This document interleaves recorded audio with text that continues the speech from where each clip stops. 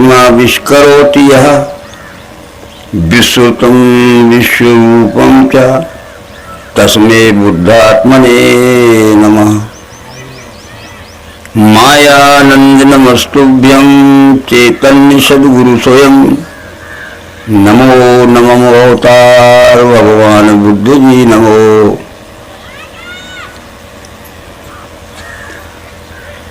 सतयुग प्रवर्तक 10 अवतार मालिका में के सनातन धर्म जो डूब गया है, सनातन धर्म की स्थापना करने वाले 10 अवतार मालिका में के नवम बुद्ध अवतार भगवान मायानंद चेतन जी का हार्दिक नमन करते हुए श्रीमद् भागवत महापुराण के साप्ताहिक ज्ञान विज्ञान यज्ञ में जो भाई बहन यहाँ उपस्थित हुए हैं उन सभी का हार्दिक अभिवादन करते हुए आज के प्रसंग में श्रीमद् भागवत महापुराण के 10वें स्कंद के 1-2 प्रसंग रह गए हैं जो हम सबको समझना बहुत जरूरी है। पर समझने का मतलब ये होता है कि हम जन्म से लेकर वृद्धावस्था तक ज्ञान सुनते ही आए हैं, परंतु देखा गया कि सुधार कुछ नहीं दिखता है। क्योंकि जब हम इस मानव जगत की ओर देखते हैं तो कितने झूठे व्यवहार हो रहे हैं, कितनी रिश्वतखोरी हो रही है, कितनी चोरियां हो रही हैं और कितने अनैतिक व्यवहार हो रहे हैं, इसको शब्दों में गिनती कराना संभव नहीं है। पाखंड छा गया है। तोयोदि तोयम जगतो हिताय यथा यथा वेद पथा पुराणा वाध्येत पाखंड पथैर सद्विष तदा भगवान सत्वगुणम विभर्ति। ये 10वें अध्याय में लिखा है, 10वें स्कंद के आखिरी अध्याय में लिखा है कि ज्ञान की बातें बहुत करेंगे लोग, पूजा पाठ भी बहुत करेंगे, उपवास व्रत भी बहुत करेंगे, ऐसा कोई घर नहीं होगा जहाँ छोटे बच्चों से लेकर वृद्ध तक हों। दिखाऊपन न करेंगे, देखने में बड़े भक्त दिखेंगे पर भीतर बहुत काले विचार के रहेंगे। ये तो दिख ही रहा है। मन मलिन तन सुंदर कैसे, विषरस भरा कनक घट जैसे। अरे सोने का घड़ा हो, घट हो बड़ा महंगा होता पर भीतर जहर भरा हो। तो हमने अपने शरीर को इतना महंगा सोने के समान सजा लिया और कभी कभी हम जो पहनते हैं ना आभूषण, उसमें हीरा मोती भी लगे रहते हैं, पुखराज लगे रहते, पर भीतर जो है हम बड़े काले रहते हैं। ये बात विष्णु परमात्मा से छुप नहीं सकती। एक दिन ऐसा आएगा कि कब तक छुपोगे, छिपे हुए भी नहीं बच सकते हो। जब हम अपराध करते हैं और हमारी रिपोर्ट दर्ज हो जाती है, अपराध होते ही विष्णु परमात्मा के यहाँ हमारी शिकायत दर्ज हो जाती, तो हम गिरफ्तार न हो इसलिए भाग जाते, भागते रहते, छुपते रहते हैं, बहुत समय तक छुपते रहते हैं। परंतु कब तक छुपोगे? बिना जमानत के वारंट आएगा कि जहां मिलोगे वहीं पकड़ लिए जाओगे। कहते हैं कोई नदी में गया था, कुछ नहीं था, नहाते ही उसको हार्ट फेल हो गया। कोई जवान था, घर में ही हार्ट फेल हो गया, घर में ही गिर गया, टांगें टूट गई, हाथ टूट गए। ये हुआ क्यों? बुरे काम किए हैं, मैं खुद ही जानता हूं पूरे।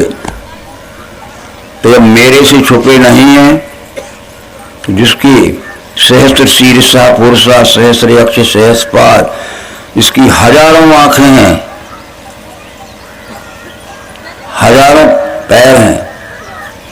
एक दृष्टांत देके हम आज सुदामा जी का मिलन बताएंगे, वो रह गया है। एक गांव में हैजा पड़ गया। हैजा जानते हो? कॉलरा, हैजा, डायरिया। उल्टी होती थी, 10 लगते थे। पूरे घर के जितने आदमी होते थे सब घर खाली हो गए। एक गृहस्थ ने सोचा आज तो आधी रात को हम खाना बना लें, और आधी रात को खाना बना के बाल बच्चों के सहित भागे इतनी दूर कि इस गांव से हम 20-30 किलोमीटर दूर जाके ठहरेंगे। तो इतनी दूर कहाँ ये बीमारी आएगी। आधी रात को खाना बना लिया और भोजन बांध के भागा तो 30-40 किलोमीटर दोपहरी में एक जगह ठहर गया। अब यहाँ खाना खा लें, कोई डर नहीं है। जैसे खाना खाने को बैठा, भोजन निकाला, इतने में एक बहुत भूखा, जिसको खूब भूख लगी थी, एक बुढ़ा, ये जिसके आंखों में भी ऐसा लगता था कि शायद दिखता ना होगा, कमर झुक गई थी। उसने कहा क्या कर रहे हो भाई? बोले खाना खा रहे। अच्छा कहाँ से आए हो? ओ हमारा गांव तो वो 30 मील दूर है, वहाँ हैजा पड़ा हुआ है। घर के घर बैठ जाते, तो हम आधी रात को खाना लेके भाग के आए हैं। बहुत भूख लगी, इसलिए ये 12 बजे हम यहाँ खाना खा रहे हैं झाड़। तो बोले भूखा तो मैं भी हूँ, मैं भी खोजता आ रहा था कि कोई खाना मिल जाए। तो बोले तुम कौन हो? बोले मेरी ओर देखो। वो उसकी ओर देखा तो उसके शरीर में आंखें थी। बोले तुम कहाँ भग के जाओगे? मेरी इतनी आंखें, मैं यहाँ भी तुम्हें खाने आया हूँ। ले हो भैया, कहाँ भागोगे, कहाँ जाओगे? अरे तुम 2 आंखों वाले भगभग कहाँ जा रहे हो? मैं पीछा करते आया हूँ कि जहाँ खाना खाओगे मैं तुम्हें खाने आया हूँ। देखो मेरी आंखें, तो एक दृष्टांत है कि उसके शरीर आंख, मेरी इतनी आंखें हैं कि मैं चारों तरफ देखता हूँ। उसे सर्वत्र हैं हाथ पैर मुंह शीश नेत्र हैं, सर्वत्र कान हैं, उसको सबों में व्याप्त है। वही कितना अच्छा श्लोक लिखे उस विश्व परमात्मा को। उसे सर्वत्र हैं हाथ। ये विश्व में कितने हाथ हैं? विश्व एक है, परंतु 6 अरब आदमियों के 12 अरब हाथ तो होंगे ही, पांव भी होंगे भी, पर वो जानवर भी होते हैं, पक्षी भी होते, कितने पांव हैं, कितनी आंखें हैं, सोच लीजिए। तो बच नहीं सकते। इस तरह से जहां हो वहीं सुरक्षित रहो, परंतु बुरा कर्म मत करना, नहीं तो बुरा परिणाम होगा। एक बात हम आपसे कहते हैं, कभी कभी हमने विचार किया होगा कि जो कुछ कर्म हम करते हैं उसका फल हमारे ऊपर भोगने को आता है और दूसरे के ऊपर नहीं। एक नदी के किनारे हम जाते हैं या झाड़ों के बगीचे के किनारे, जब हम जोर से चिल्लाते हैं तो जो शब्द हमारे मुंह से निकलते हैं और लौट के वो उनकी झाई प्रतिध्वनि हमारे कान में आती है। झाई जानते हो? प्रतिध्वनि। हमने कहा कि रे मूर्ख, इतने जूते मारूंगा तेरे सिर फूट जाएगा, तो वो झाई लौट के रे मूर्ख, इतने जूते मारूंगा तेरे सिर फूट जाएगा। झाई जानते हैं आप लोग, पढ़े लिखे लोग? तो हमारे मुंह से जो शब्द निकले थे लौट के हमारे कान में सुनने को आए, और हमने कहा अब मित्र हो गए, हम प्रेमी हो गए, परस्पर एक दूसरे की सेवा सहयोग करेंगे, तो हम मित्र हो गए। हम परस्पर इसलिए परस्पर प्रेम से चलो। कृष्ण जी कहते थे चित्त से प्रेम से मेरे मिलके बोध वे करें। अपना चित्त लगा के प्रेम से, चित्त से प्रेम से मेरे मिलके बोध वे करें, और संतोष से सदा मेरे ज्ञान गुण रमा करें। ऐसे सदैव युक्तों को प्रेम से भजते हुए वो बुद्धि योग देता हूं जिससे वो मुझ में मिले, पर उनका कल्याण करने को बुद्धि में स्थिर बैठ के तेजस्वी ज्ञान ज्योति से करता हूं। तू चित्त से और प्रेम से परस्पर मिलके हम बैठे, तो चित्त प्रेम परस्पर प्रेम का व्यवहार करें, परस्पर सेवा का व्यवहार करें, स्वार्थ छोड़ के, छल कपट छोड़ के, तो परस्पर आनंद आएगा। बस करही मोह बस नरे अघनाना, स्वार्थ बस परलोक नशाना।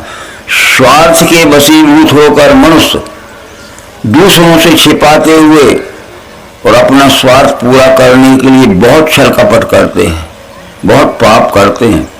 करही मोर बस नरे अघनाना, स्वार्थ बस परलोक नशाना। एक काल रूप तनिका में भ्राता, शुभ अशुभ कर्म फल दाता। राम कह रहे हैं इस स्वार्थ के वशीभूत होकर अपने जीवात्मा के या परिवार के स्वार्थ के वसूफ होकर अनेक प्रकार के पाप कर्म करता है, छुप के, किसी से बताता नहीं है, ठीक है। अपने स्वार्थ के लिए उसने भविष्य की जिंदगी बिगाड़ ली। करही मोर बस नरे अघनाना, स्वार्थ बस परलोक नशाना। भविष्य का जन्म बिगाड़ दिया। काल रूप तनिका में भ्राता, शुभ अशुभ कर्म फल दाता। उनको बुरे कर्म का बुरा फल देने के लिए मैं काल के समान कठोर हूं, काल। बस इसलिए भूलो मत, तुम भूलो ना, तुम भूलो ना। उमर सब बस ठीक है। अब ये बात रह गई थी कि 10वें स्कंद के अंत में श्री कृष्ण जी अब मथुरा छोड़ के द्वारका जा रहे हैं। अपने मित्र, तो परम मित्र था उद्धव जी, उनको बुलाया। बोले उद्धव जी, मेरी और आपकी उम्र बहुत लंबी हो गई है और मैं किसी कारण से क्यों न हूं, मैं जन्मभूमि छोड़ मथुरा और द्वारका जा रहा हूं, तो मेरा और आपका मिलन नहीं हो सकता है, उम्र ज्यादा हो गई है। और फिर क्या कहा, आत्मैव तदिदं विश्वम तत् सृजते सृजति प्रभु, त्रायते त्राति विश्वात्मा हिते हर्तेश्वरा। ये बात ध्यान में रखना उद्धव। आत्मा एव इदम विश्व, इस विश्व का नाम परमात्मा है। तत् सृजते सृजति प्रभु, त्रायते त्राति विश्वात्मा हिते हर्ते, वही सारी सृष्टि का उत्पादक है और उत्पन्न होने के बाद वो सारी सृष्टि को जो कर्म करते हैं उसका फल देने वाला है, ठीक है। इस विश्व रूप के साथ में अपने स्वार्थ के लिए किसी भी प्रकार का दुर्व्यवहार मत करना। आत्मा एव इदम विश्वम तत् सृजते सृजति प्रभु, त्रायते त्राति विश्वात्मा हृते हर्तेश्वरा। और श्री कृष्ण जी चले गए द्वारका, उद्धव रह गए मथुरा में और उनका देह वहीं त्याग हुआ श्री कृष्ण जी का, और उद्धव जी यहीं रह गए। तो इस बात को बार बार कृष्ण जी ने जताया है, गीता में जताया है, भागवत में जताया है कि ये विश्व ही परमात्मा है, व्याप्त है सम सर्वत्र। परमात्मा यह देख के, देखो व्याप्त है सम सर्वत्र परमात्मा यह आंखों से देख के फिर आत्म प्रेम नहीं त्यागो। बस जो सुख अपने लिए चाहते हो वो प्राणी मात्र के लिए उसका सुख देवो। व्याप्त है सम सर्वत्र परमात्मा है देख के आत्म प्रेम नहीं त्यागे, वो पावे परम गति। उसको उत्तम गति मिलती है, परम सुख शांति मिलता है। और अनेक भाव सृष्टि के देखे एक ही रूप में, उसी से विश्व है जाने ब्रह्म संपन्न हो। चारों ओर देखो अनेक रंग रूप का विस्तार दिख रहा है, ये एक ही विश्व है जिसमें दिख रहा है। अनेक भाव सृष्टि के देखे एक ही विश्व में और उसी को विश्व ही जानो। बस ब्रह्म संपन्न है, वही पूरा ज्ञानी है। बाकी तो सब मैं कहता हूं एक नहीं, 100 जन्म धारण करोगे जब तक विश्व रूप को नहीं जानोगे तब तक मुक्ति मिलने वाली नहीं है, ठीक बात है। परंतु इसका क्या कारण वो कह रहे हैं, उसका कारण है कि 3 गुण होते हैं प्रकृति से हुए पार्थ, गुण सत्व रजो तमो, अविनाशी आत्मा को ये करें बंधन देह में। जो परमात्मा की मूल माया है शक्ति है, आदि शक्ति है, उसको मूल माया कहते हैं। मायाम तु प्रकृतिम विद्यात् मायनम तु महेश्वर तस् अवयव भूतेस्तु व्याप्तम सर्वम इदम जगत। जो परमात्मा की मूल माया है, आदि शक्ति जी जब उपजाया, उसने ही सारे संसार को उत्पन्न किया है। रामायण भी हम पढ़ते हैं, मम माया संभव संसारा। रामचंद्र जी कहते हैं मम माया संभव संसारा जीव चराचर विविध प्रकारा। आदि शक्ति जी जब उपजाया, सो करे मोरी है माया। तो प्रकृति से हुए पांच गुण सत्व रजो तमो, तीन बेटे हुए। अविनाशी आत्मा को एक करें बंधन देह में।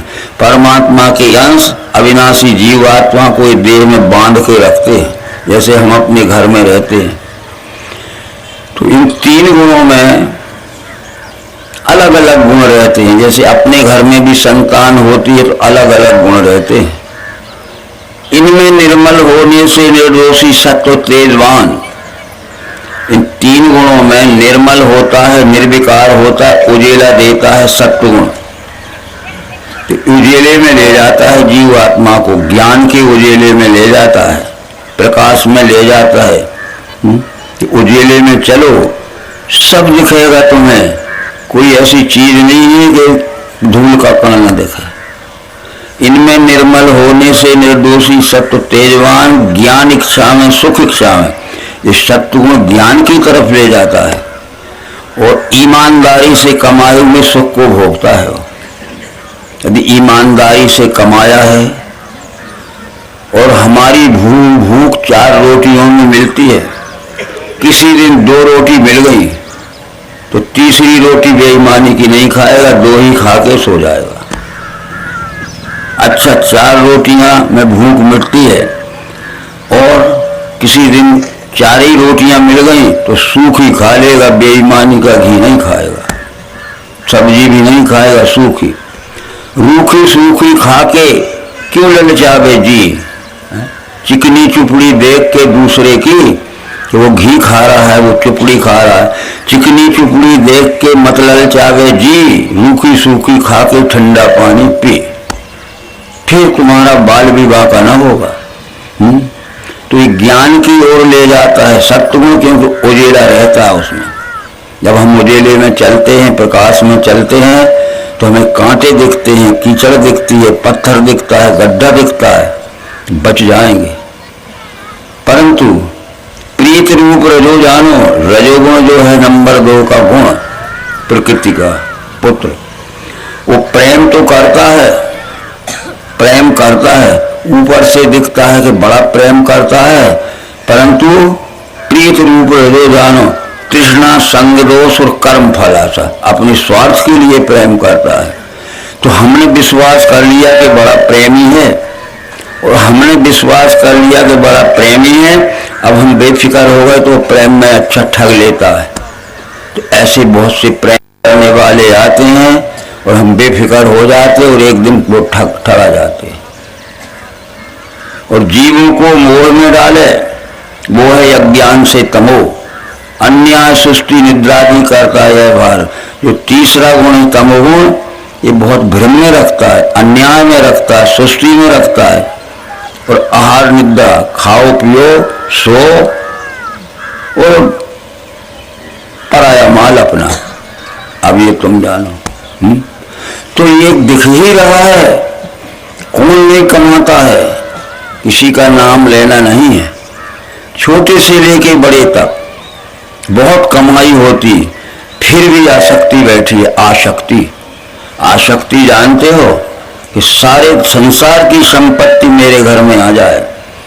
ये देखो, आसक्ति आसक्ति आसक्ति आसक्ति, सब संसार की मेरे घर में आ जाए। फिर आसक्ति तो दोनों हाथ से करना कि ये भी आ जाए, ये भी आ जाए, ये भी आ, सब कुछ आ सकता है। दोनों हाथ से समय रख रहे हो, पर एक हाथ से जा सकती भी तो करो। एक हाथ से जा सक, कबीर जी ने कहा था कि पानी बाढ़ो नाव में, घर में बाढ़ो दाम, अरे दोनों हाथ उलीचिए यही सियानो काम। जब हम नदी में चलते हैं, आधी धार में हमारी नौका पहुंचती है, उसमें पानी भरने लगा, और किनारे पे जाना है, आधी धार में पहुंच, उलीचोगे कि नहीं? नहीं उलीचा तो मझधार में भी हो जाएगी। पानी बाढ़ो नाव में, पार लग जाना चाहते नदी के, और वो बीच धार में पहुंची और पानी भरने लगा। पानी भरना नहीं उलीचोगे तो पार नहीं लगोगे, बीचे में डूब मरोगे। तो आसक्ति भी तो करो, पर जासक्ति भी करो।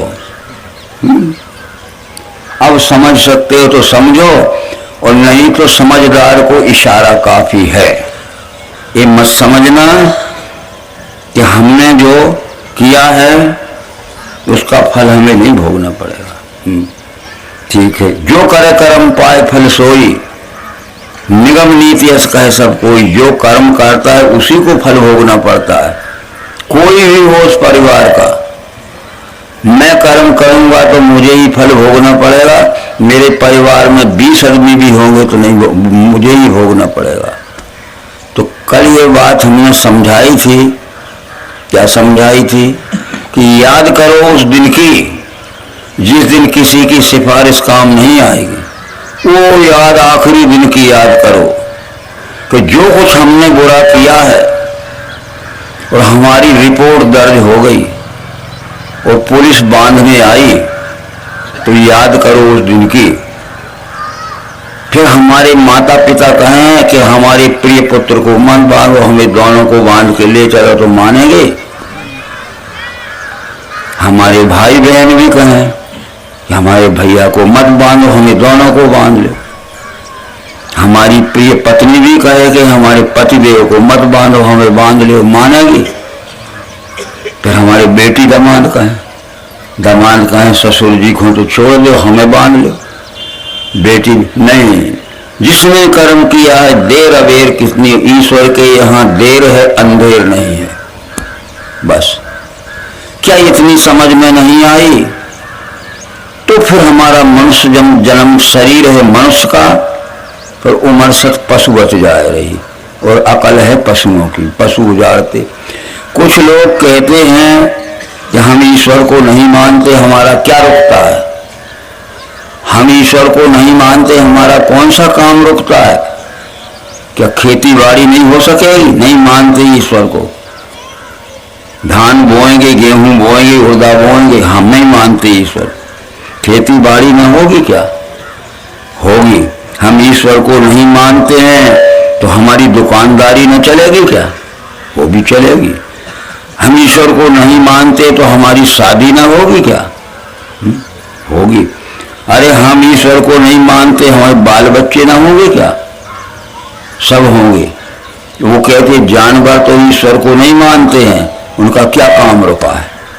देख लो, उनको भी बाल बच्चे हो रहे हैं। गांव के जानवरों को, जंगल के जानवर नहीं मानते, उनको भी खाना पीना खूब मिल रहा है, नहीं मानते ईश्वर को। जानवर ईश्वर से क्या संबंध? उम्र सब पशुवत जा रही। ठीक है, खान पान बल वैभव।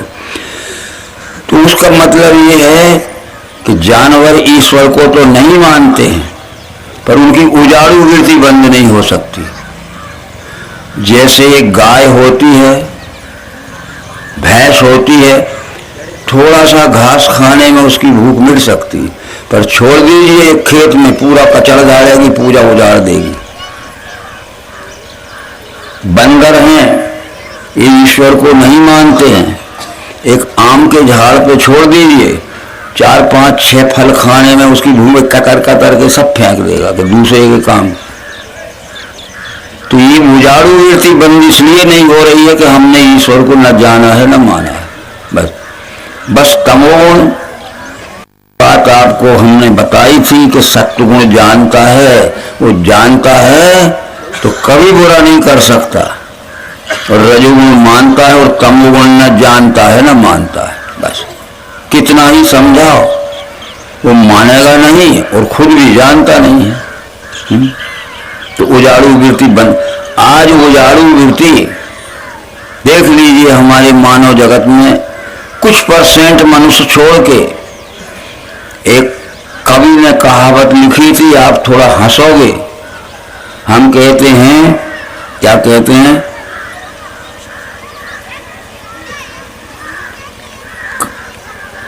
कहें भुसुंडी सुनो खगनायक है, और 100 में से 90 नालायक।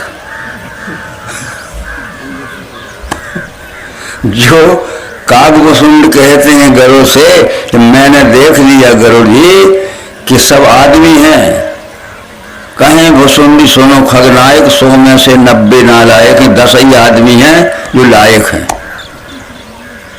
किसी का अपमान नहीं है, किसी का हम नाम नहीं लेते हैं।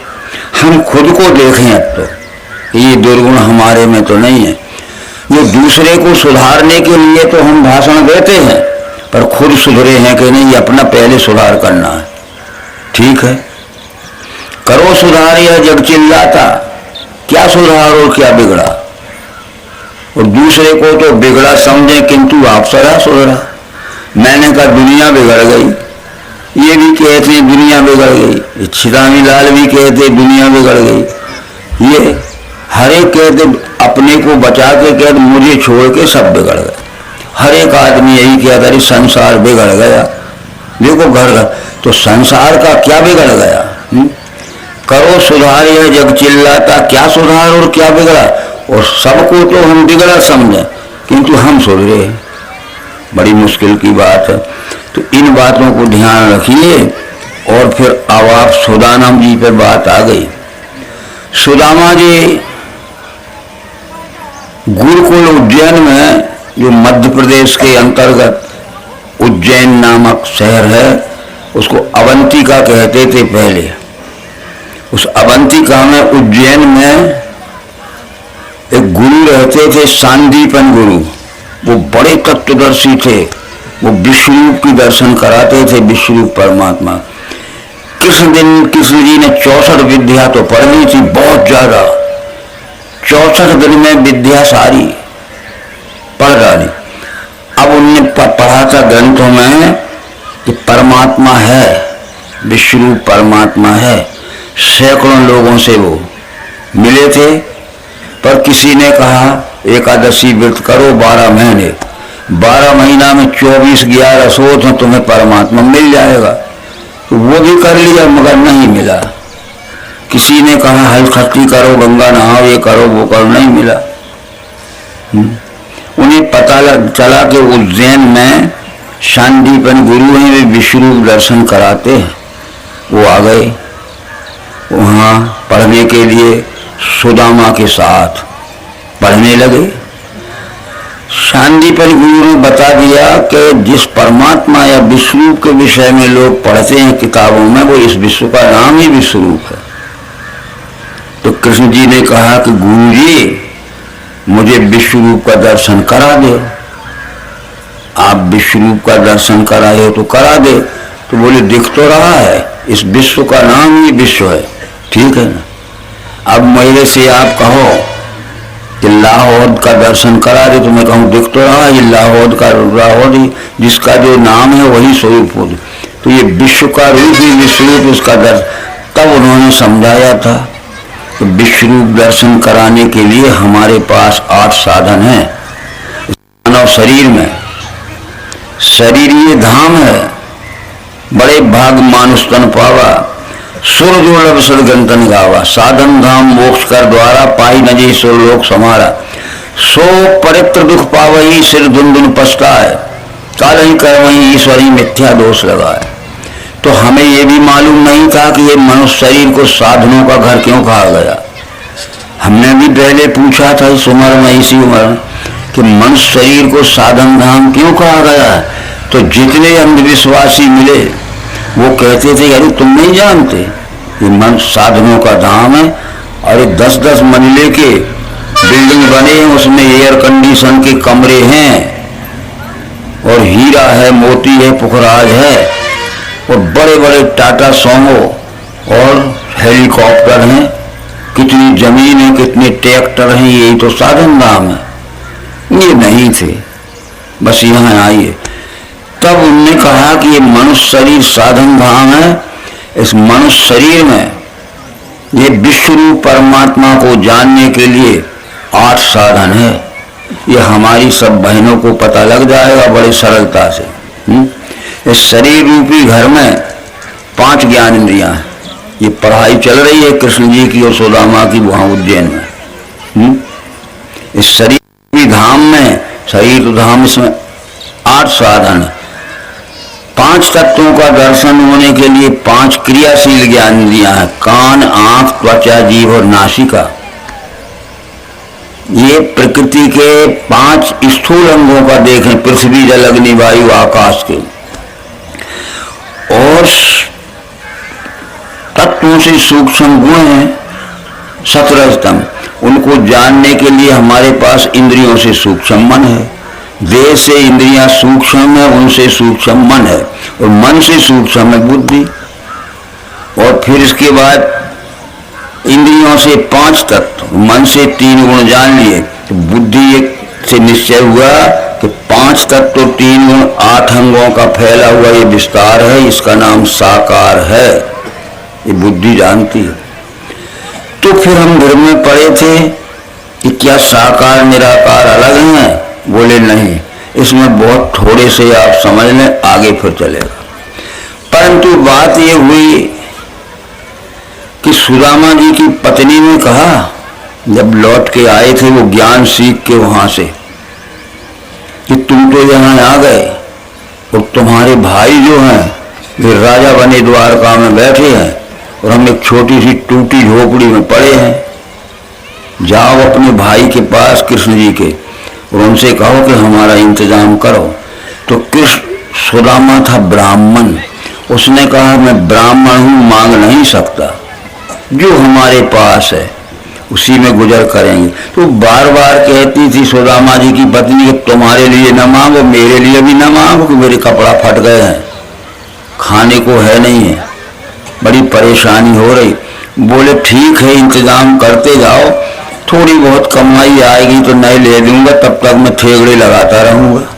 ऐसा बार बार होता रहा। एक दिन उसने कहा, सुदामा जी की पत्नी है, तो तुम्हारे लिए मत मांगो, जाओ मेरी ओर से जाओ और कृष्ण जी से कहना कि तुम्हारी भाभी की मांग है कि उसके लिए कुछ व्यवस्था कर दो। सुदामा ने कहा कि है क्या घर में हमारे पास जो भेंट में ले जाएंगे? समझ गए? हमारे घर में क्या है? तुम सवेरे कह रही हो, जो कुछ लोग बिना मांगे दे गए थे रात को बना के खा लिया, अब सवेरे क्या रखा है? अब जब लोग देने आएंगे, जब नहीं, बोले मैं मोहल्ले में जाती हूँ, मोहल्ले कुछ मांग के लाती हूँ। तो थोड़े से क्या मांग के ले आए? वो चावल इतने, बस लिए भी ले जाओ, मेरी तरफ से ले जाओ और कहना कि कृष्ण जी तुम्हारी भाभी ने तुम्हें भेंट भेजी है। तो सुदामा ने कहा कि बड़ी शर्म की बात है, इतने से चावल। तो उन्होंने एक कपड़े में ऐसा किया कि चावल की ऐसी पोटली बांधी, ऐसी, समझ गए, और अपने यहाँ कांखरी में लटका लिया ऐसी, समझ गए। गए वहां, सब भेंट भलाई हुई, उनने सब कुछ किया, बहुत आदर किया कृष्ण जी ने कि इतने दिन कहाँ पड़े रहे, पहले से क्यों न आए। ठीक हो गया। फिर वो बोले कि भाभी ने क्या रख दिया है? बोले कुछ नहीं, कुछ नहीं रखा। बोले ये क्या है, ये क्या बंधा है? बोले मुझे फोड़ा हो गया है इसलिए बांध लिया है मैं। वो समझ गए बदलना। बोले तो फोड़े का इलाज पहले करना पड़ेगा, फिर आराम से। देखा तो चावल थे, अरे रुक्मणी बैठी थी पास में। तो कृष्ण जी ने क्या किया कि उसमें से आधे का खा लिया, एक ही कौर में आधे खा लिए, और दूसरे को खाने लगे दूसरा कौर, तो रुक्मणी ने हाथ पकड़ लिया, बस तुमने आधा रात दे दिया, यहाँ का आधा तो बचने दो तुम्हारे बाल बच्चों के लिए, ले एक कौर में ले। ऐसे थे वो कृष्ण जी। फिर कहा कि भैया भैया, बड़े भैया सुदामा जी, कुछ 1 आध महीना पहुँच ही कर लो तुम। बोले वो क्या करेगी तुम्हारी भाभी? बोले हम इंतजाम कर देंगे। यहाँ से खेपों पे खेपें पहुँच गई और फिर उस झोपड़ी को तोड़ के लेवल करके फिर वो सीमेंट के कंक्रीट के और पिलर पे खड़े हुए 7 मंजिले मकान बन गया। ठीक, अब महीने के बाद जब रवाना हुए सुदामा जी द्वारका से, तो वहां आए, देखकर मेरा घर पे कब्जा किसने कर लिया, यहाँ तो मेरा घर था, कब्जा किसने कर लिया, बड़ी मुसीबत है। वो कृष्ण की भाभी ने मुझे पहुंचाया और घर लुटवा दिया और उसको भी कोई ले गया। पर वो ऊपर के मंजिले से कहती है घबराओ और मैं ले बैठी हूं, घबराओ मत, देख लो मैं तो ये बैठी हूं, न मुझे कोई ले गया न तुम्हारी मिल्कियत पे घर पे कब्जा किया कोई, बताओ। पर एक बात जरूर थी कि सतयुग में ब्राह्मण मांगता नहीं था और उसको कोई बुलावे भी कि दान ले जाओ तो नहीं जाता था। युगों का इतिहास है। सतयुग में ब्राह्मण मांगता नहीं था, उसको कोई बुलावे भी कि हमारे यहाँ से दान ले जाओ तो वो सोचता था कि मेरे घर में तो बहुत है और लेके क्या करूंगा और आसक्ति क्या करूंगा, बल्कि कुछ किसी को दे देता था। तो आसक्ति नहीं थी उसको, पर देने देता था जितना था उसमें से भी कोई। त्रेता में बुलाने पे आने लगे, समझ गए। सतयुग में ब्राह्मण मांगता नहीं था और कोई बुलाता भी था तो लेने नहीं जाते थे, पर त्रेता आया तो बुलाने पे जाने लगे।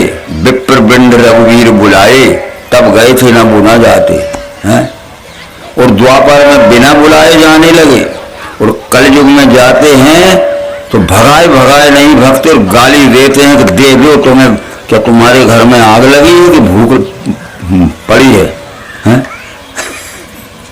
ऐसे अधम मनुज नर कृतयुग त्रेता नाही, द्वापर कछुक वृंद बहु कलयुग माए। ऐसे अधम मनुष्य सतयुग में नहीं थे, त्रेता में नहीं थे जब वो बुलाने पे आए, और द्वापर कछुक बिना बुलाए आने लगे कछु, और कलयुग में तो बिना बुलाए आते हैं पर भगाए भगाए नहीं देते, गाली दे के ले जाते हैं। अरे तुम हंसते हो, वो नहीं कमा खा सकते, दूसरे के ऊपर लगे हैं, ये सब कथा है। ठीक बात है। तो सुदामा मालामाल हो गया बस।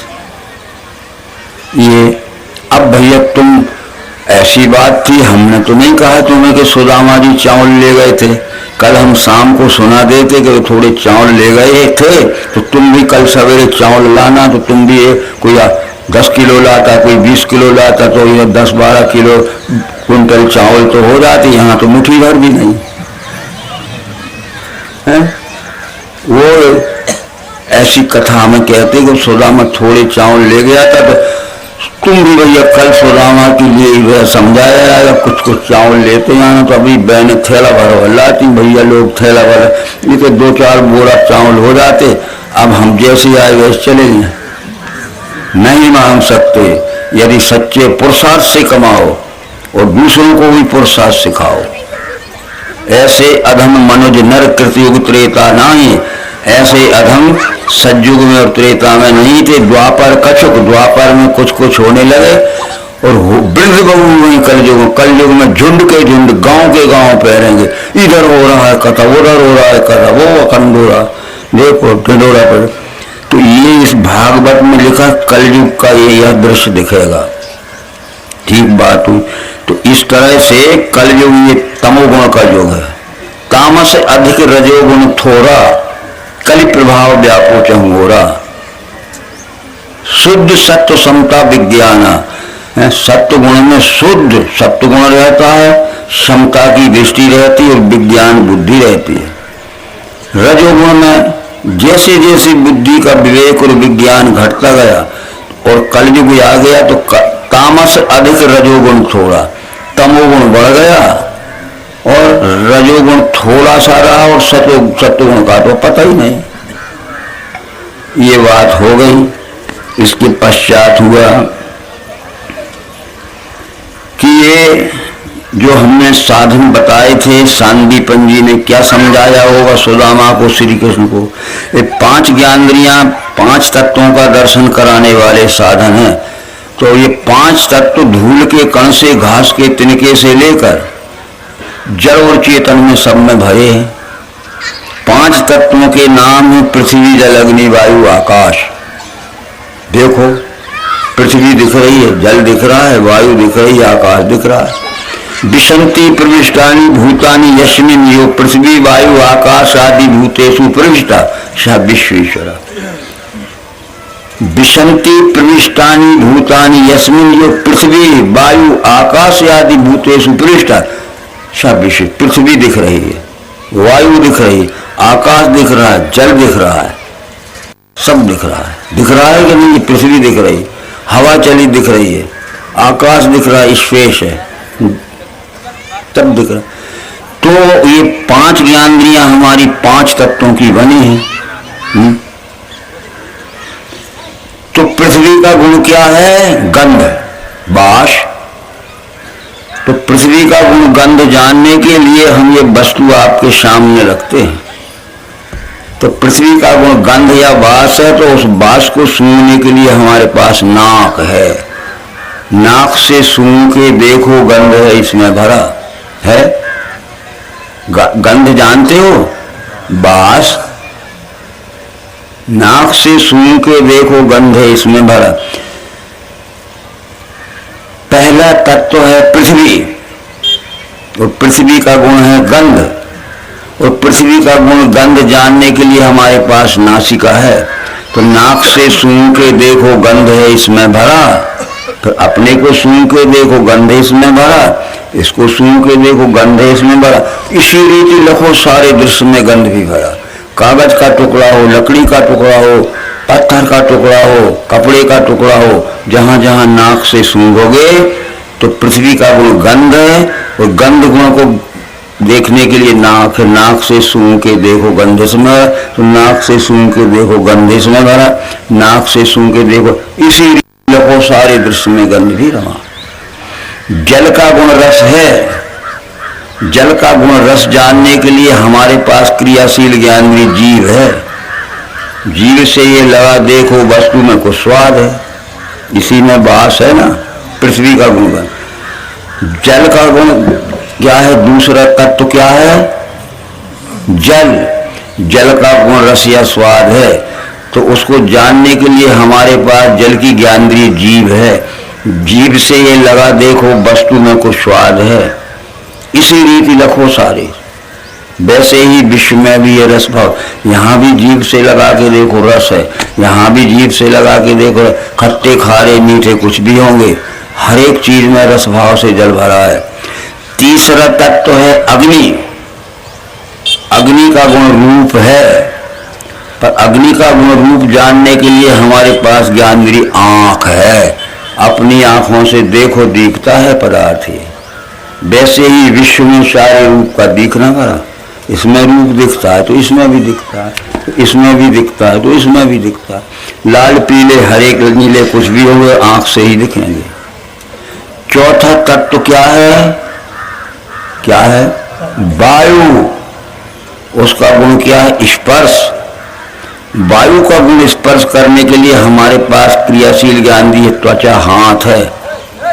स्पर्श छूना, ठंडा है कि गर्म है, गीला है कि। इसे हाथ लगा देखो, आता है स्पर्श ध्यान में। तो इसे भी हाथ लगा देखो, आता है स्पर्श ध्यान में। तो इसे भी हाथ लगा देखो, आता है। अरे चेतन को भी हाथ लगा के देखो तो स्पर्श का ठंडा है कि गर्म है, मुलायम है कि कड़ा है, खुरदरा है कि चिकना है, गीला है कि सूखा है। तो वायु का गुण स्पर्श है। स्पर्श जानने के लिए वायु की क्रियाशील ज्ञानेंद्रिय त्वचा है, स्किन, चमड़ी। और आखिरी का 5वां तत्व क्या है? आकाश। आकाश का गुण क्या है? ये शब्द। तो देख ले भैया, इसमें शब्द है, स्थाई बजा के कान। तो मेरी तरफ नहीं देख रहा होगा और हाथ से भी नहीं छू रहे होगे, परंतु जब यहाँ प्रयोग किया तो आंख ने सुना कि नाक ने सुना, कान ने सुना। आखिरी तत्व है आकाश। आकाश का गुण शब्द है। तो शब्द गुण को जानने की आकाश की क्रियाशील ज्ञानेंद्रिय कान दे, इसमें है। और यहाँ ठन ठन खटफट पटपट कुछ भी हो, पर कान से ही सुनाई देगा, कर का सुरीला कुछ। ये 5 तत्वों के 5 गुण हैं। जो 5 ज्ञानेंद्रियां ही 5 साधन हैं। अब हम आपसे पूछते हैं कि ये एक है कि बहुत है? हैं? एक है। इसमें एक में 5 न दिखे तो मत मानना। जब हमने कान से ठोक बजा के देखा तो शब्द है आकाश का। आकाश ये क्रियाशील यानी कान, और जब शब्द कान। जब त्वचा से हाथ से छू के देखा ठंडा है कि गर्म है, कठोर है कि मुलायम है, स्पर्श देखा। अग्नि का गुण रूप है। अग्नि की क्रियाशील ज्ञान आंखें देखा तो आंख से देखो रूप दिखता है, वैसे सारे विश्व का रूप दिख रहा है। जल का गुण रस है। जल की क्रियाशील ज्ञान जीभ से देखा, इसी में रस दिखा। और पृथ्वी का गुण गंध है, तो पृथ्वी की क्रियाशील नाक से सूंघ के तो एक में 5 दिखे आपको कि नहीं? अबे दिख रहे थे का? अभी दिख रहे थे। इस एक में ही 5 हैं, तो 5 में लिखे जो एक है कि 2 है? ले अनल अनिल जल गगन रसा है। अनल अनिल जल गगन रसा है, इन 5 में विश्व बसा है।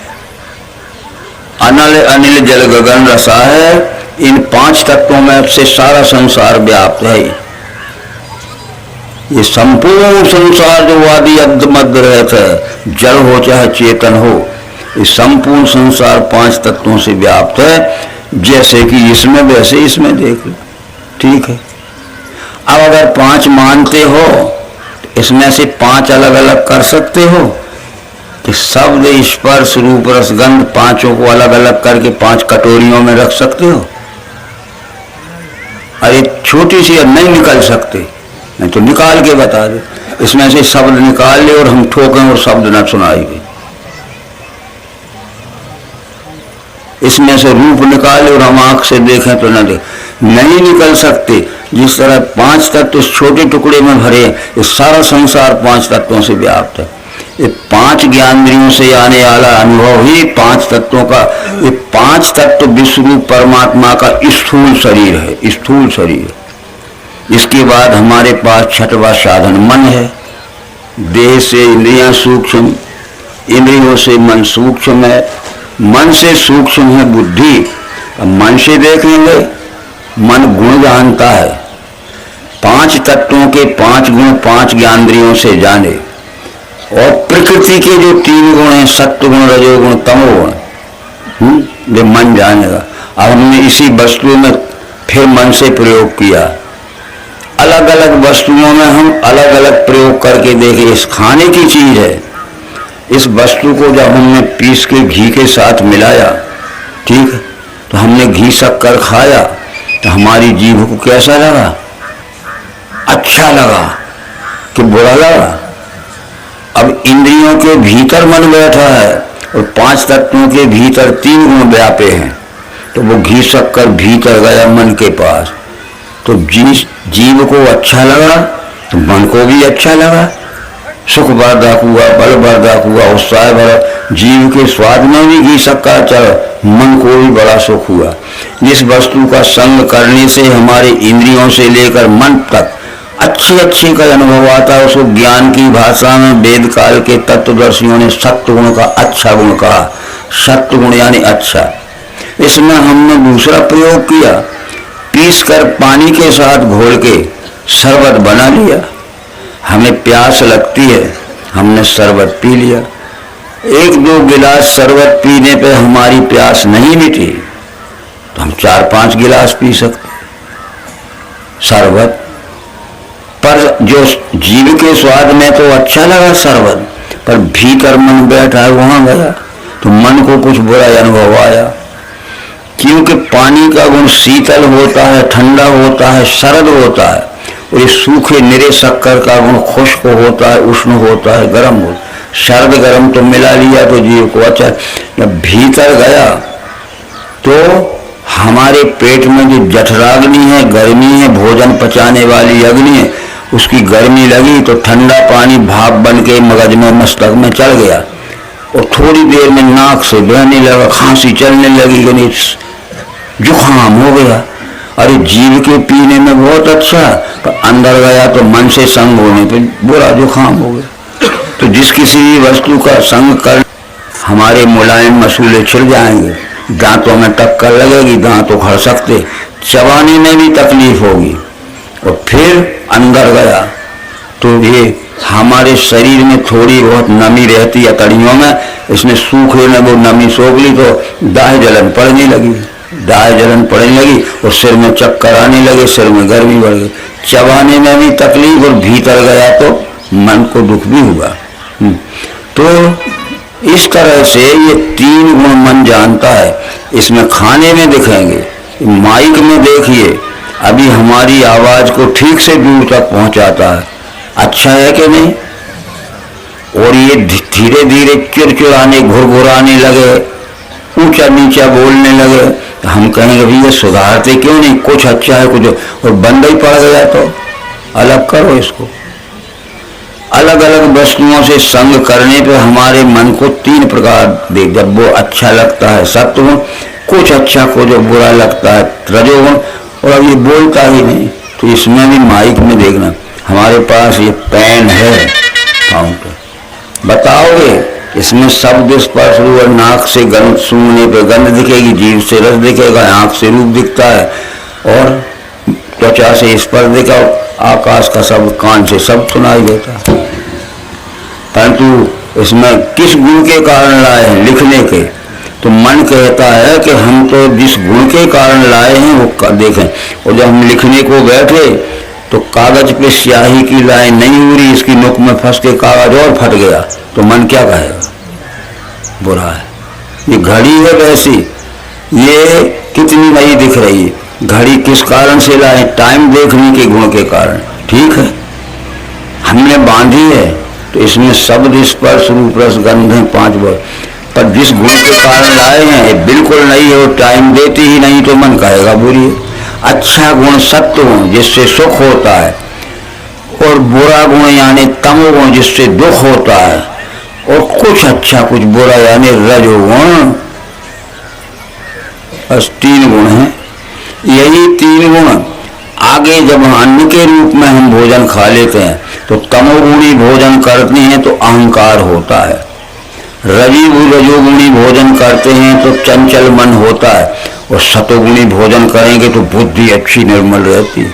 हम वेद काल के ऋषियों के पास गए थे, बड़े बड़े जो वेद के समय के बड़े बड़े तत्वदर्शी ऋषि थे, वो कहते थे कि देखो भैया तमोगुणी भोजन मत करना, प्रमाद हो जा, पागल हो जाओगे, अहंकार बढ़ेगा। और खाने की चीज में जो तमोगुण रहता है इन आंखों को नहीं दिखता, पर जब हम खा लेते हैं तो पागल हो जाए, गांजा पी लिया, शराब पी ली, वो धरी है बाटल में महीनों की, गांजा धरा है, पर उस समय क्या हमें कुछ अर्थ, पर गांजा है, शराब है, ये महान तमोगुण पदार्थ बरसों रखे हैं, पर हम खा के देख लें 5 मिनट में पागल। तो तमोगुणी भोजन करने से प्रमाद और अहंकार बढ़ता है, रजोगुणी भोजन करने से मन चंचल होता है, और सत्वगुणी भोजन करने से हमारी बुद्धि में प्रकाश आता है। ये खाने की बुद्धि सत्व का रूप है, मन चंचल, रजभाव, अहंकार, या तुम, ये 5 और 3 मिलके कितने हो गए, 8 हो गए। इसका नाम है 8 भुजा की देवी जो मंदिर में बैठी है, इसी का नाम है मूल माया, इसी का नाम है साकार, इसी का नाम है सगुण, इसी का नाम है क्षर, इसी का नाम है अपरा, इसी का नाम है मात ब्रह्म। और यही है परमात्मा की मूल माया, वेद में लिखा है मायाम तू प्रकृतिम विद्धि मायनम तू महेश्वर तस् अवयव भूतेस्तु व्याप्तम सर्वमिदं। परमात्मा के 8 अंगों वाले साकार स्वरूप को अष्टधा प्रकृति अक्षोजा देवी यानी माया कहते हैं। मायाम तू प्रकृति विद्यात मायनम तू महेश्वर, और तस् अवयव भूतेस्तु व्याप्तम सर्वमिदं जगत। जितना आदि अंत मध्य है चराचर जगत है 8 अंगों का फैला हुआ विस्तार है, इसको विराट स्वरूप या साकार कहते हैं। 8 अंग। अब तुलसीदास ने तो कह दिया था, रामायण रखी है घर घर, बताओ। वो कहते हैं निर्गुण रूप सुलभ यति सगुण न जाने कोई। अरे निर्गुण का जानना बिल्कुल सरल है, पर सगुण न जाने कोई, सगुण कोई नहीं जानता है। तो देखने और जानने में यह पर है कि सगुण को और साकार को जानना है तो जहाँ 8 गुणों का दर्शन, 8 गुणों के सहित जो दिखता है वो सगुण है, और साकार जानना है तो 8 गुणों के सहित जो आकार दिखता है साकार है। इस तरह से शब्द स्पर्श तथा रूप रस गंध गुण त्रय आठों का जो लय स्थान साम्यावस्था जिसे कहें ये आठ भुजा वाला साकार स्वरूप फैला है, उसको माया कहते हैं। मायाम तू प्रकृति विद्यात मायनम तू महेश्वर, और परमात्मा को मायापति कहते हैं, उसके 8 अंगों वाले अष्टा प्रकृति को माया। तस्य अवयव भूतेषु सारी चराचर चेती जड़ चेतन घास के तिनका से लेके और हिमालय से लेके गंगा से लेके हाथी घोड़ों से लेके ये सब 8 अंगों का विस्तार फैला है, उसका नाम है माया। तो हमने क्या किया था कि वेद काल के तत्वदर्शियों ने इस विश्व के आदि अंत मध्य रेत फैले नहीं कछु आदि मध्य अवसाना, ये को न आदि है न मध्य न अंत, उसको हमने एक रूपक में देखना चाहा तो एक 10-5 हजार ईंटों की एक मढ़िया बना ले। उस मढ़िया में ये 8 भुजा की देवी बैठा गई, शेर पे सवारी कर गई। 8 ही भुजा क्यों है? 5 तत्व और 3 गुण के प्रतीक के 8 हाथ है। और सिंह पे सवारी क्यों है? कि सिंह ये निर्भयता का सूचक है, निर्भय, किसी को न मानते हुए न डरते हुए। सिंह निर्भयता का सूचक है, जैसे जंगल में सिंह निर्भय है, हाथी भी डरते। तो सिंह निर्भयता पर आरूढ़ होके और अपने 8 हाथों के द्वारा संपूर्ण विश्व की जो न्यायी होते हैं उनके 8 हाथों से रक्षण करती है, अन्यायी होते 8 ही हाथों से मारती है। ठीक है, देखो अपन जो काम करते हैं रक्षण भी इन्हीं हाथों से करते, और फिर दमन किसी की रक्षा करते हैं। घबराओ मत, हम तुम्हारे साथ हैं, अगर कोई करेगा तो हम तुम्हें बचाने के लिए रक्षक हैं। और फिर अब दमन कैसे करोगे? इन्हीं 8 हाथों से दमन करते। तो वो भक्तों का रक्षण करती है 8 हाथों से और दुष्टों का दमन करती है, ये लिखा है। तो इस तरह से ये विश्व। अब एक बात आती है कि उतने नहीं है देवी जितनी मढ़िया में बैठी है।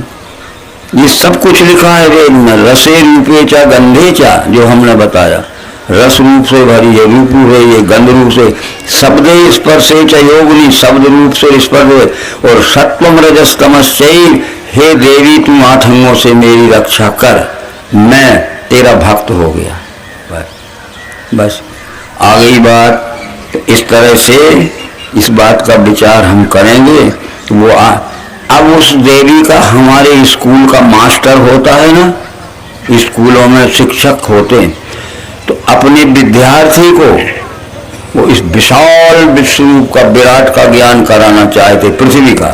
तो पृथ्वी का छोटा सा गिलोब कमरा की टेबल पे रख लेते हैं, उसी में उत्तर दक्षिण अमेरिका लिखा है, उसी में एशिया यूरोप लिखा है, उसी में ऑस्ट्रेलिया और अफ्रीका लिखा है, छोटे से गिलोब में।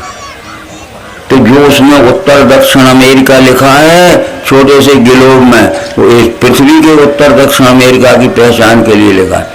उसमें ऑस्ट्रेलिया लिखा है और अफ्रीका लिखा है, उस पृथ्वी का ऑस्ट्रेलिया अफ्रीका की पहचान के लिए। उसमें जो यूरोप और एशिया महाद्वीप लिखा है जिसमें हम रहते, वो इस एशिया यूरोप की लिखा है। अब वो विद्यार्थी जान ले कि पृथ्वी इतनी बड़ी है जो कमरा के टेबल पे रखी, हम जान लें कि देवी उतनी बड़ी है जो वो मढ़िया में बैठी। अरे सर्वरक रूपमयी देवी, सर्वरूपमयी देवी, सर्वम देवी मयम जगत, अतो हम विश्व रूपाम त्वाम नमामि पर्वे। ये देवी 8 अंगों वाला तेरा ही विराट स्वरूप दिख रहा है। सर्वरूपमयी देवी, सर्वम देवी मयम जगत, अतो हम विश्व रूपाम, ये विश्व विराट ही तेरा स्वरूप है, तुझे मैं बार बार नमस्कार करता हूँ। बताओ, ये बात थी जब वो मढ़िया में बैठा ली थी, वही बात थी जब इस पृथ्वी का ज्ञान कराना था, छोटा सा गिलोब कमरा की टेबल पे रखा था, उतनी बड़ी है पृथ्वी। ये ज्ञान दे दिया संदीपन गुरु ने। बताओ, कन्हैया है, कन्हैया ने कहा कि वाह गुरु जी, जिंदगी चली गई, मैं ढूंढ रहा था, तुम मेरे आज तरन तारण हो गए। ठीक है, और जब आने लगे तो फिर क्या हुआ? एक और बात पूछी संदीपन गुरु ने,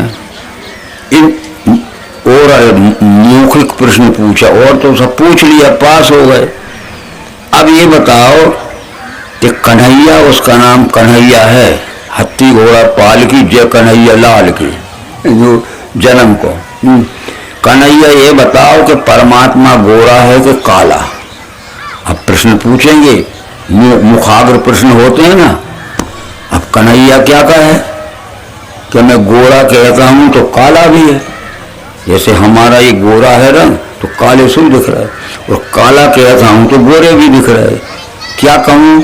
तो तुरंत उत्तर दिया कि जब हम सफेद रंग और काला रंग मिला देते वो श्याम बन जाता है। आप सफेद रंग और काला रंग मिला देते, ना सफेद रहेगा काला श्याम, तो कह दिया कि श्याम रंग है श्याम, तो बोले आज से तेरा नाम घनश्याम हो गया। ये हो भैया, और ये घनश्याम।